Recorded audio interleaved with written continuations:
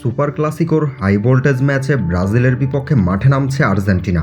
ম্যাচটি কবে, কোথায়, সময়সূচি এবং পরিসংখ্যান নিয়ে বিস্তারিত থাকছে আজকের ভিডিওতে।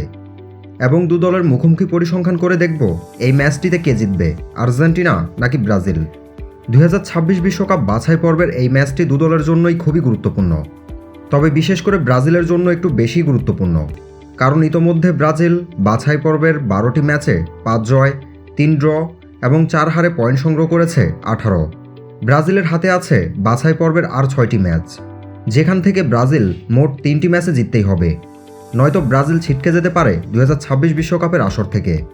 অন্যদিকে আর্জেন্টিনা কিছুটা শান্ত হতে পারে, কারণ আর্জেন্টিনা সমান 12 ম্যাচে 8 জয়, 1 ড্র, 3 হারে পয়েন্ট সংগ্রহ করেছে 25।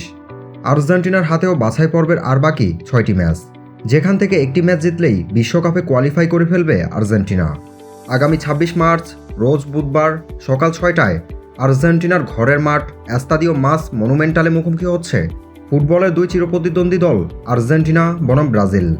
সুপার ক্লাসিকোর এই ম্যাচটিকে ঘিরে এরই মধ্যে ফুটবল ভক্তদের মাঝে শুরু হয়েছে নানান হিসেব নিকেশ। চলুন অতীত পরিসংখ্যান করে দেখব ম্যাচটি কে জিততে পারে। আর্জেন্টিনার সাথে ব্রাজিলের প্রথমবার দেখা হয় 20 সেপ্টেম্বর 1914 সালে।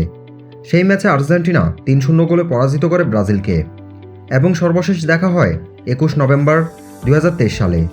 সেই ম্যাচেও আর্জেন্টিনা 1-0 গোলে পরাজিত করে ব্রাজিলকে। এখন পর্যন্ত দু দলের মুখোমুখি লড়াই হয় 114টি ম্যাচে, যেখানে আর্জেন্টিনা জয় পায় 42টিতে এবং ব্রাজিল জয় পায় 46টিতে। ড্র হয় 28টি ম্যাচে। তবে বর্তমান পরিসংখ্যান এবং পারফরম্যান্সে আর্জেন্টিনা ব্রাজিল থেকে কিছুটা এগিয়ে থাকবে, তবে ম্যাচটি হবে খুবই হাড্ডাহাড্ডি। আপনার কি মনে হয়, হাই ভোল্টেজ এই ম্যাচটিতে কে জিতবে, আর্জেন্টিনা নাকি ব্রাজিল? তা কমেন্ট করতে ভুলবেন না। ধন্যবাদ।